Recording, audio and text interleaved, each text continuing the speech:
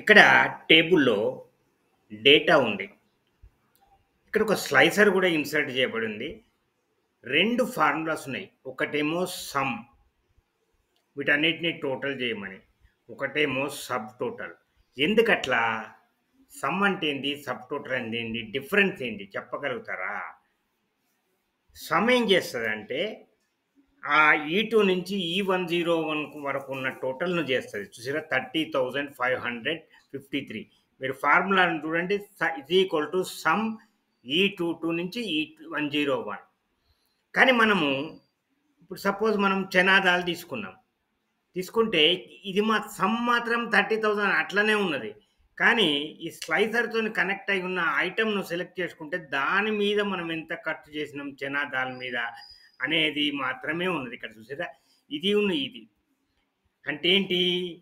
Sub total hide అయి ఉన్న rose యొక్క టోటల్‌ను తీసుకోదు. వాటిని ఇగ్నోర్ చేస్తది. వేరైజ్ సమ్ అన్ని టోటల్‌ని తీసుకుంటది. మనం పెట్టినది ఈ2 నుంచి సోర్స్ రేంజ్ మొత్తం తీసుకుంటది. అది తేడా. కాబట్టి మనం సబ్ టోటల్‌ని ఉపయోగించినాము. సబ్ టోటల్ స్లైసర్స్‌ను, ఫిల్టర్స్‌ను పెట్టుకున్నప్పుడు స్లైసర్స్‌ను పెట్టుకోవాలి. అది డైనమిక్ టోటల్ చూపెడుతది. ఈ సమ్ ఏంది? అది స్టాటిక్. రోస్ కనబడ్డా, కనబడకపోయినా అదే టోటల్ చూపెడుతది. అది తేడా. అర్థమైందా?